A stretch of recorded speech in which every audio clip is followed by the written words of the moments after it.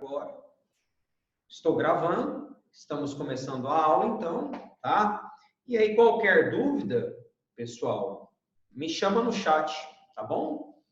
Meu computador fica abaixo de mim, a minha webcam está na minha frente, meu computador está abaixo, então eu consigo a qualquer momento olhar para baixo e ver alguma pergunta, né, alguma dúvida que vocês tiverem, para a gente poder dialogar. Eu preparei uma aula para vocês, fazendo uma grande recapitulação de algumas coisas que a gente trabalhou no finalzinho da nossa aula da semana passada. Por quê?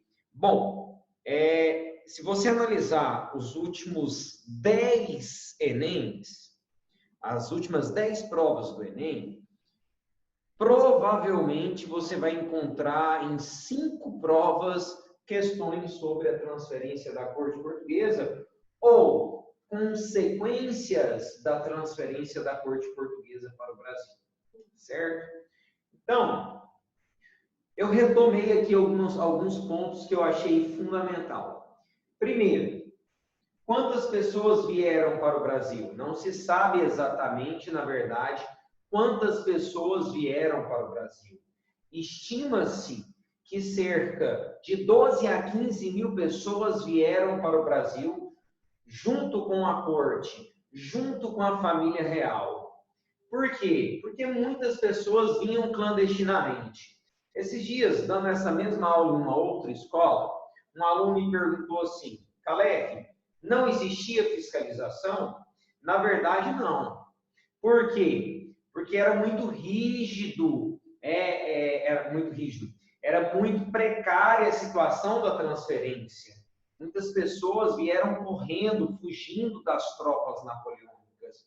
Então, não tinha como ter essa rigidez na fiscalização, beleza? Então, de 12 a 15 mil pessoas vieram para o Brasil, oficiais do Exército, membros do alto clero de Portugal, isso tanto da cidade de Lisboa como da cidade do Porto, nobres, grandes fazendeiros, grandes comerciantes, donos de bancos, donos de fábricas. E muitos alunos me perguntam assim: Calef, mas espera aí, como tantas pessoas vieram para o Brasil ao mesmo tempo? Para vocês terem uma ideia, Portugal não tinha navios suficientes para toda a transferência. Foi necessário o apoio da Inglaterra. Foi necessário a Inglaterra não só transportar, como também escoltar. Não se esqueçam que a corte portuguesa veio para o Brasil fugindo das tropas napoleônicas. Eles estavam com medo de Napoleão Bonaparte. Então, eles vieram rapidamente e precisaram de escolta e navios ingleses. É lógico que a Inglaterra iria se beneficiar com alguma coisa, que nós já até falamos sobre isso. Bom, algumas transformações aconteceram no Rio de Janeiro. E é importante a gente ressaltar isso aqui. Veja bem, essas transformações foram fundamentais no nosso processo de independência em 1822. Então, eu tenho aqui algumas importantes transformações que eu preciso, de qualquer forma, retomar com vocês. Primeiro, a abertura dos portos. Qual a importância da abertura dos portos lá na independência do Brasil? Veja bem, a abertura dos portos, pela primeira vez na história do Brasil, em 308 anos após a chegada dos portugueses, o Brasil não tinha mais pacto colonial. O Brasil tinha uma certa liberdade comercial, principalmente com aqueles que eram chamados de nações amigas, parceiros de Portugal. Resumidamente, quem era o mais e maior parceiro de Portugal? Era a Inglaterra, era justamente os comerciantes ingleses. E está aí o porquê da Inglaterra transportar e escoltar toda a corte portuguesa para o Brasil. Perfeito? Bom, segundo passo, oficializar a abertura dos portos. Veja bem, quando a corte portuguesa veio para o Brasil, o foco era o Rio de Janeiro. Deixei claro aqui para vocês, ó. O foco era a cidade do Rio de Janeiro. Só que, gente, A tecnologia da época marítima era tão atrasada que nem todos os navios chegaram no Rio de Janeiro. Teve alguns navios que chegaram no Espírito Santo, teve alguns navios que chegaram no sul da Bahia, teve alguns navios que chegaram em Salvador. Muitos deles chegaram na Baía do Rio de Janeiro, Baía de Guanabara. Alguns foram mais ao sul, chegaram em São Paulo. Agora, a maior parte dos navios, de fato, chegaram no Rio de Janeiro. Porém, os navios que estavam transportando D. João VI, príncipe de Portugal, chegaram em Salvador. E, gente, aquela viagem era cansativa, aquela viagem exigia uma grande quantidade de água e comida. Muitas pessoas, inclusive, adoeciam na viagem, atravessando o Atlântico. Nós estamos falando, gente, de 45 a 60 dias de viagens. Nesse caso, né, eles demoraram 46 dias para chegar em Salvador. Foi até rápido, se comparado a outras viagens e outros navios mais demorados. Só que demoraram 46 dias. Chegaram em Salvador, dia 9 de janeiro de 1808, e lá em Salvador decidiram então abastecer o navio de água e comida. Então pararam ali na Baía de Todos os Santos, a famosa Baía de Todos os Santos, e desembarcaram as pessoas e o navio ficou atracado para abastecer de água e comida. Nós estamos falando da família real, era necessário comida de luxo, era necessário frutas, e eles também queriam desembarcar e esticar o corpo em Salvador. E assim o fizeram. E lá em Salvador, ainda em janeiro, D. João VI, que não era rei, mas era príncipe regente de Portugal, tomou uma decisão que mudou a história do Brasil. Como assim, Calef? Ele, então, abriu os portos para as nações amigas e depois, Tratado de Comércio e Navegação, já em 1810, concluiu a abertura dos portos. Então, olha para mim, preste atenção. Ele muda a nossa história, dando maior liberdade comercial, cancelando o pacto colonial temporariamente em 1808. 2 anos depois, ele cria o Tratado de Comércio e Navegação. Aonde ele vai privilegiar quem? Fala comigo, quem? A Inglaterra. Lembrem-se, existia tarifas alfandegárias para os produtos que entravam no Brasil. Vamos repetir? Eu sei que eu trabalhei, eu estou reforçando com vocês. Vamos repetir? Produtos que vinham de Portugal, 16%. Produtos que vinham de outros países da Europa, como Holanda, Bélgica, Prússia, 24% a 30%. E produtos que vinham da Inglaterra, 15%. Moral da história, o Tratado de Comércio e Navegação, olha aqui, o Tratado de Comércio e Navegação também era chamado de Tratado de Comércio e Amizade, entre aspas. Por que amizade? Porque beneficiava o melhor amigo de Portugal. E quem era o melhor amigo de Portugal? A Inglaterra. Então, primeira coisa que acontece, a abertura dos portos, depois a concretização da abertura dos portos com o Tratado de Comércio e Navegação. Bom, pessoal, economicamente nós já temos uma ruptura no Brasil. Eu gostaria muito que vocês participassem comigo agora, e eu gostaria muito mesmo que vocês me explanassem aqui agora, de que forma a abertura dos portos ou o comércio de tratado, o Tratado de Comércio e Navegação, ou também chamado Tratado de Comércio e Amizade, beneficiou o nosso processo de independência. Que beneficiou a Inglaterra, nós sabemos. Estamos cansados de saber e temos convicção disso. Agora, de que forma que isso beneficiou o nosso processo de independência? Alguém quer participar? Se quiser, fique à vontade, tá? Eu quero que vocês participem. Vamos aqui interagir um pouco mais, né? Alguém?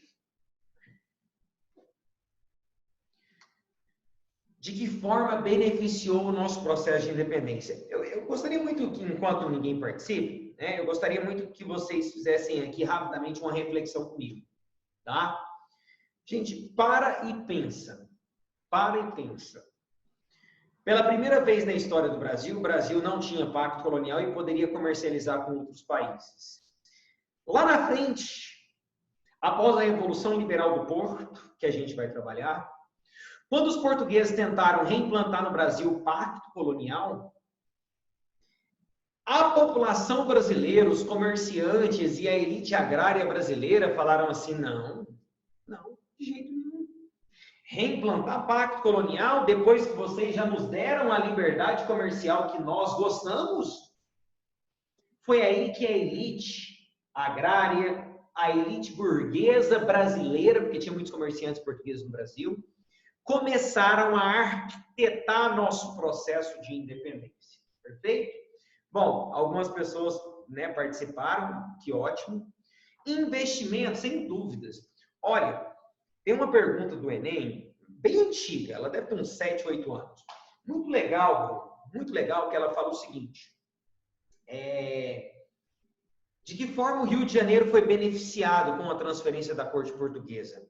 Gente, olha o processo de modernização que rolou no Rio de Janeiro após a transferência. A gente vai falar um pouquinho sobre isso hoje. Foi inclusive onde nós paramos na aula passada, né? Criação do Teatro Real, criação do Museu Real, da Biblioteca Real, do Jardim Botânico, é aí que eu quero aprofundar com vocês. Então, tudo isso foi muito bom para o Rio de Janeiro e para a elite carioca. Só que tudo isso também foi muito caro. E isso provocou uma enorme insatisfação em outras regiões do Brasil fora do Rio de Janeiro.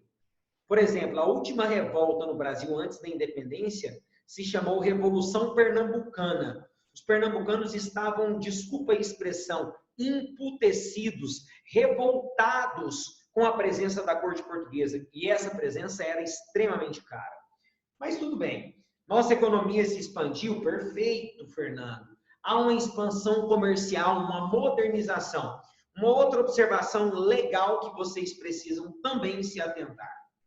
Bom, é importante lembrar, deixa eu só, sentimento de identidade, Brandon, perfeito. Ah, sim, um fortalecimento do sentimento de identidade. Mas, ó, deixa eu voltar aqui na do Fernando. É importante lembrar, obrigado pela participação, adorei, viu? É importante você lembrar, botar na sua cabeça que o Brasil, após a independência, optou por uma monarquia, por um império, porque já tinha experiência de uma monarquia aqui no Brasil. Olha isso aqui. Dá uma olhada na terceira transformação que eu coloco para vocês. A formação de um Reino Unido, de Portugal, Brasil e Algarves. Para você ter uma ideia, olha só.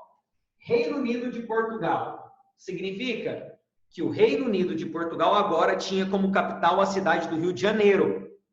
Brasil e Algarves. Para quem não sabe, Algarves é um território português no sul da Península Ibérica, no sul de Portugal. Certo? Se você observar, a Península Ibérica ela tem mais ou menos esse formato aqui.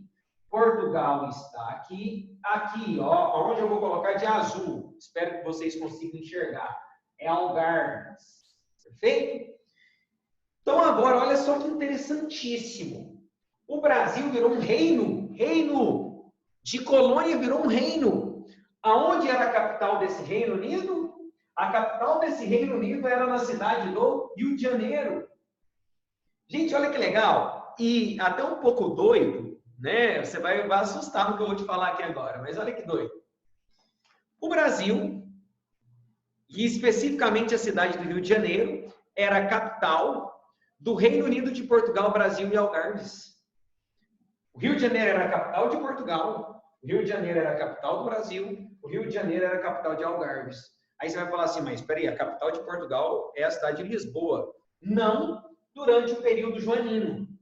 Lembrem-se que esse período é conhecido como período joanino, porque remete à presença de Dom João VI no Brasil e especialmente na cidade maravilhosa, na cidade do Rio de Janeiro. Isso, olha só, as 3 primeiras transformações que eu coloco no quadro para vocês, vou até chegar aqui de lado caso vocês queiram tirar foto, fiquem à vontade. Mas olha só, veja bem, as 3 primeiras transformações que eu coloco para vocês já mudam a história do Brasil. Eu tenho aqui o fim do pacto colonial, eu tenho aqui uma maior liberdade comercial, principalmente com a Inglaterra, e o Brasil se transformando em um reino. Show? O Brasil se transformando em um reino. Agora vamos para os pontos do lazer, porque também muda. Nós teremos aqui algumas transformações para o lazer, mas para quem esse lazer, Calef? Você acha que esse lazer era para a população mais pobre, mais simples do Rio de Janeiro? Pelo contrário. Vamos lembrar aqui, assim que a corte chegou, em fevereiro de 1808, assim que toda a corte estava instalada no Rio de Janeiro, Dom João VI, príncipe regente de Portugal, criou o PR. Lembra disso? Nós falamos anteriormente. Calef, lembro não. Repete para mim. Colocou o PR, ó, PR, na porta das principais casas do Rio de Janeiro. Propriedade real. Vou repetir. Propriedade real. Dizendo que todas as propriedades do Rio de Janeiro eram da família real. E eles queriam desocupar a população que já vivia nessas casas para ocupar as 12 a 15 mil pessoas que vieram do Rio de Janeiro. Veja bem, as pessoas foram expulsas de suas casas para abrigar a nobreza portuguesa, a realeza portuguesa, os comerciantes, banqueiros, oficiais e alto clero. Gente, a população ficou tão revoltada que foi para as ruas protestar. Então, nós temos aqui pontos positivos, mas que agradavam a elite, e pontos negativos que desagradavam os pobres que pagavam impostos e foram excluídos, marginalizados. Ou você acha que o teatro, olha aqui, o teatro chamava-se Teatro Real. Atualmente é chamado de Teatro Nacional. Você acha que o Teatro Real era frequentado pelos pobres? O Teatro Real foi criado para os membros da corte e para a elite do Rio de Janeiro. É lógico que essa elite também vai se beneficiar. O museu, a mesma coisa. A Biblioteca Real, que hoje se chama Biblioteca Nacional, tive o prazer de visitar essa biblioteca em novembro do ano passado. É a segunda maior biblioteca do continente americano, perdendo só para a Biblioteca de Washington, nos Estados Unidos, e a maior da América do Sul. Uma biblioteca fantástica, fantástica, que foi construída por Dom João VI. Gente, imagine os recursos para essa construção. Não só a biblioteca e o jardim botânico. Não para aqui, viu? Ó, vou colocar aqui, etc. Praças públicas, grandes avenidas, escolas. Tudo isso tinha um custo muito alto. Dom João VI não tinha reservas para tudo isso. E por isso, Dom João VI aumenta os impostos da população, o que vai gerar uma enorme insatisfação também. Então, nós temos aqui dois lados. O lado positivo da modernização, como vocês mesmos falaram, da ampliação comercial. Olha, ele liberou até os manufaturados no Brasil, criação de fábricas de manufatura, têxtil. Ele ampliou a atividade comercial, parecia legal, mas o custo estava ficando muito oneroso, muito caro para a população mais pobre. A criação, por exemplo, da Faculdade de Medicina. Alguns alunos me falam assim, Calef, por que medicina e direito são tão tradicionais no Brasil? Para quem já morou fora, sabe muito bem que medicina e direito, por exemplo, nos Estados Unidos, são cursos normais, tradicionais. O professor, o policial, o bombeiro são tão valorizados quanto o médico e o advogado. Por que o tradicionalismo no Brasil conceituou médico e advogado como profissões de exemplo e que todo mundo sempre quis fazer, principalmente hoje a medicina? Muitos de vocês prestam para a medicina. Porque culturalmente há uma tradição histórica no Brasil. A primeira faculdade brasileira foi a Faculdade de Medicina de Salvador, inaugurada ainda em 1808, logo após a transferência da corte portuguesa. A segunda faculdade brasileira foi a Faculdade de Medicina do Rio de Janeiro, depois a Faculdade de Direito do Rio de Janeiro. Agora imagine para você construir esses prédios, trazer professores, trazer livros, construir bibliotecas. repito, ressalto, tudo isso foi ficando muito caro e tudo isso ficou na responsabilidade da população. Por isso eu coloco aqui no quadro, como consequências da transferência da corte portuguesa, um custo muito alto. Para pagar esse custo, nós temos o aumento dos impostos. Só que o aumento dos impostos gera também uma insatisfação muito grande e, consequentemente, queridos, uma crise no Brasil. Uma impopularidade, principalmente de outras regiões do Brasil, como Pernambuco, como Bahia, como Grão-Pará, que era todo o norte do Brasil, há uma insatisfação muito grande. E essa insatisfação vai acabar gerando o quê, gente? Revoltas. Olha a última coisa que eu coloco aqui para vocês, ó. Revoltas, movimentos contra a corte, insatisfações contra a corte. Para piorar a situação, Dom João VI, para agradar os nobres que vieram para o Brasil, ele acabou criando cargos públicos. Olha isso aqui, gente. Cargos públicos para os nobres portugueses. Cargos que nem eram necessários. E que gerou despesa, que gerou um custo muito grande. Então, peraí. Bom, se vocês tiverem perguntas, podem começar a escrevê-las agora. Porque agora eu vou fazer uma breve recapitulação com vocês. Então, peraí. A corte veio fugindo das tropas napoleônicas, fugindo de Napoleão, que de fato tinha um exército muito poderoso. Porém, a corte se instalou e abusou da população mais pobre brasileira. A realeza, a família real, acabou aumentando os impostos para exercer todo esse luxo para a corte portuguesa. Ao mesmo tempo, nós temos uma faca de dois gumes, porque a elite estava agradada com todas essas modernizações, com todas essas transformações. E vai ser justamente essa mesma elite que vai buscar o nosso processo de independência. Certo? Até aqui, tudo bem? Tudo bem? Sim ou não? Alguma dúvida? Se tiver dúvida agora, estou aqui no chat. Opa, muito bem, tranquilo. Camila disse que está tudo tranquilo. Tá, parou por aqui? Não. Eu vou apagar aqui, queridos. Vou apagar aqui só uma parte, ó. Vou apagar aqui o PR. Quer tirar foto? Tira. Se quiser tirar foto é agora. Inclusive, me marca. Brincadeira, gente. Se quiser tirar foto é agora, vai. Às vezes você quer anotar, porque eu vou apagar um pedaço. Vou apagar um pedaço. Para a gente poder dar sequência. Tira foto.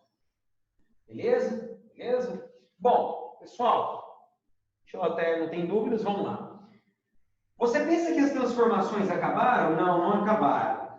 Em 1815, Dom João VI, para agradar aos seus próprios interesses, decidiu promover algumas missões no Brasil. Não, Caleb, como assim missões? Missões jesuíticas? Não, não eram missões jesuíticas. Vou só até aqui, ó, não vou pagar tudo não, tá? Vou pagar só uma parte, para não atrasar muito. Bom, em 1815, Dom João VI, que já estava gastando muito dinheiro com o alto custo da corte portuguesa no Brasil, ele decidiu promover algumas missões.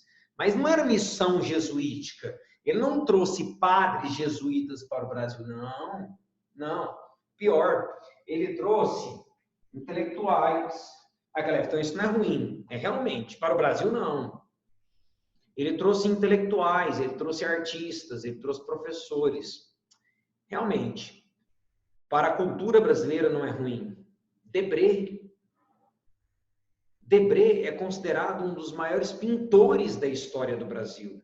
Não era brasileiro, obviamente, veio para o Brasil junto com a transferência da corte portuguesa, se estabeleceu no Rio de Janeiro durante alguns anos, e as suas obras hoje são consideradas as mais belas e mais famosas e mais caras obras de arte do Brasil. Algumas, inclusive, até hoje conservadas na cidade do Rio de Janeiro, né? Obras de 1 milhão, 2 milhões de reais.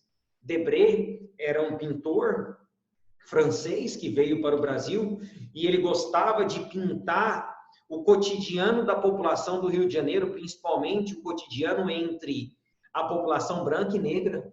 Inclusive, algumas obras importantes do Pedreira, tenho certeza que vocês já viram em alguns livros, em algumas questões de vestibular, em algumas listas. Se depois vocês quiserem, a gente pode estar abrindo essas obras aqui, tá? E vocês podem ter acesso. Mas é só pôr no Google Debré que você vai ver. É até hoje um dos maiores pintores de nossa história. Então, entre as transformações, vou colocar aqui na de vermelho em destaque para vocês, nós tivemos as missões. Missões. Mas veja bem, tá? Não confunda, muitos confundem.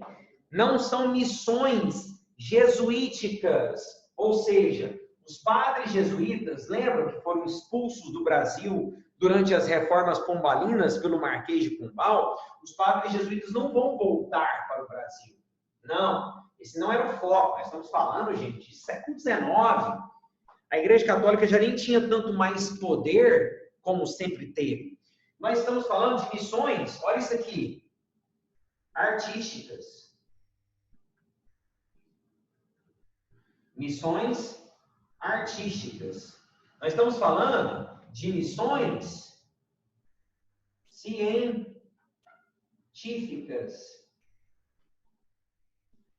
Como assim? Eu estou falando de professores. Professores.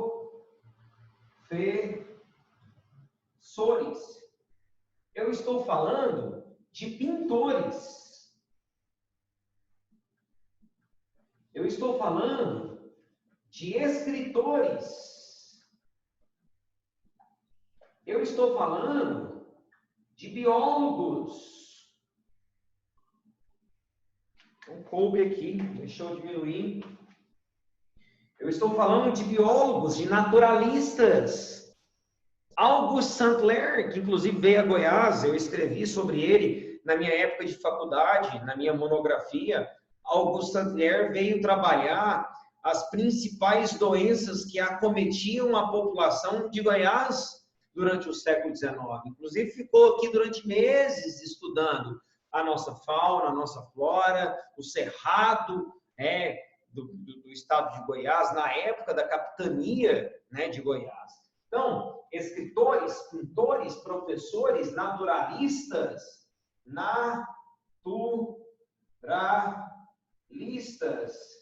biólogos.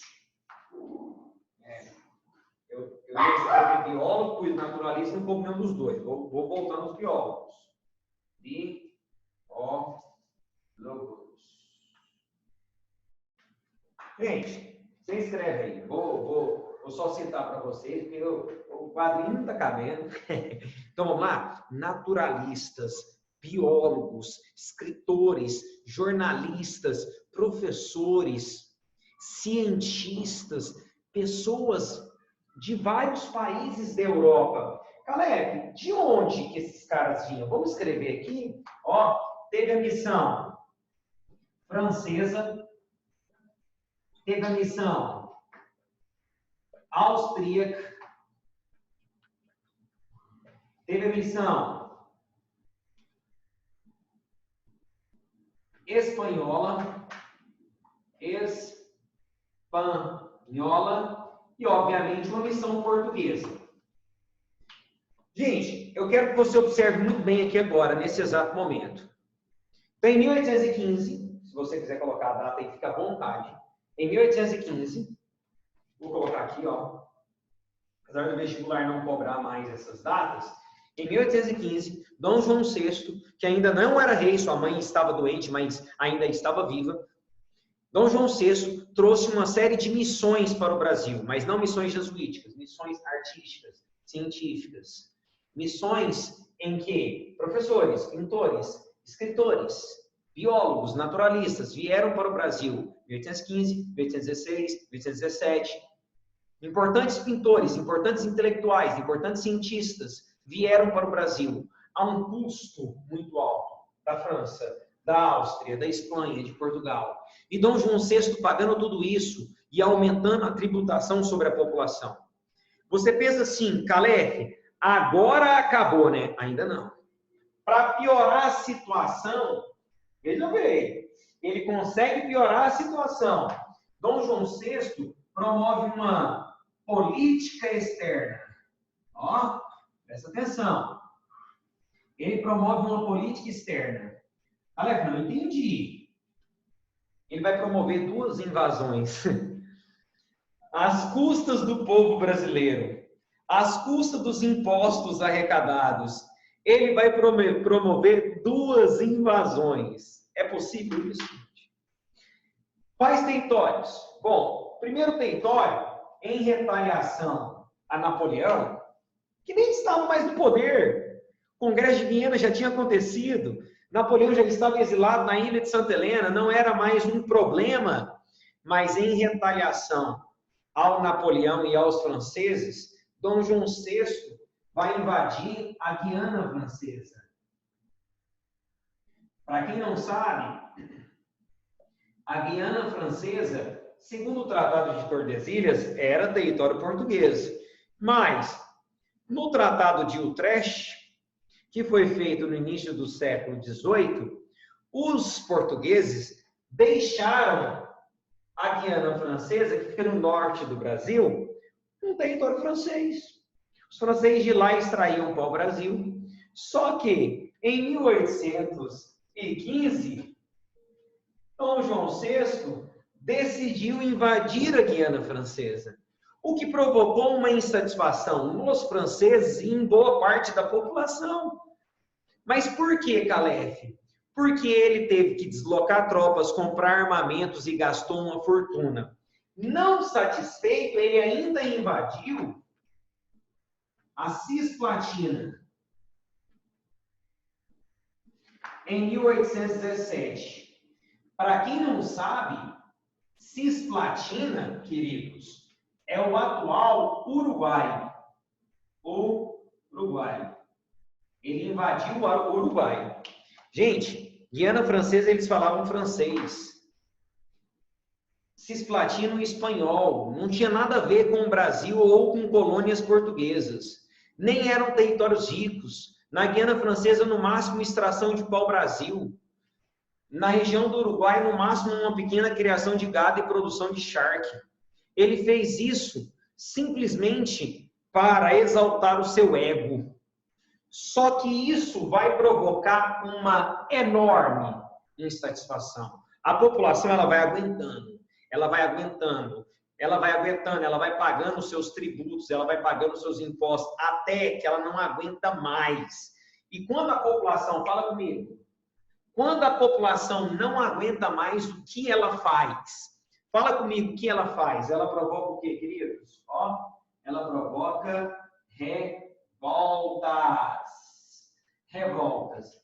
É aí, após a invasão da Cisplatina, após uma enorme tributação, é aí que nós teremos, então, a última revolta em solo brasileiro contra os portugueses antes da independência. Nós chamamos de Revolução Pernambucana. Revolução Pernambucana. Então, peraí. Vamos lá? Vamos lá? Vamos? Peraí, rapidinho. Gente, hoje já foram tantas aulas que eu estou com já a garganta ficando ruim.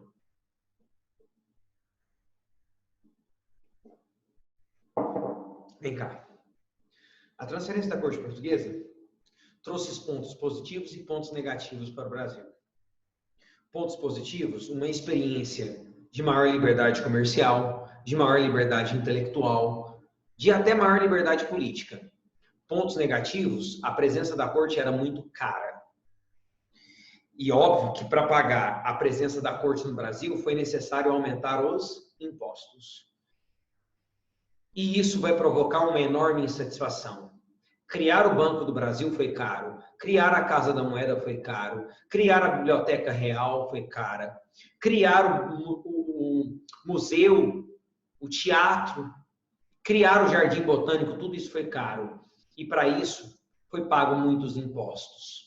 E uma hora a população cansa. E cansada, ela promove revoltas. Eu vou parar aqui. Se tiver alguma pergunta, é agora. Para a gente poder, então, trabalhar a Revolução Pernambucana na semana que vem. Eu acho mais pertinente, porque eu vou começar e não vou conseguir terminar. Então, fica a Revolução Pernambucana, faltam menos de 2 minutos, a Revolução Pernambucana para a semana que vem, em 1817. Iremos trabalhar não só a Revolução Pernambucana, como também a Revolução Liberal do Porto. Mas antes disso, nenhuma pergunta, ficou tudo muito tranquilo, muito claro, gente. Beleza? Show de bola? Ficou claro? Ficou tranquilo? Beleza. Então, gente, para a gente não começar um conteúdo e ficar pela metade, vamos fazer o seguinte, falta agora exatamente 1 minuto para terminar a nossa aula. Vamos terminar, semana que vem a gente trabalha a Revolução Pernambucana, ok? Vou até fazer uns exercícios com você na semana que vem. Um beijo para vocês, fiquem com Deus, continuem focados, continuem estudando. Até semana que vem. Bruno, gostou do quadro? Gostou do quadro? Ficou legal no quadro? Show, show, legal. Valeu, galera. Beijão para vocês.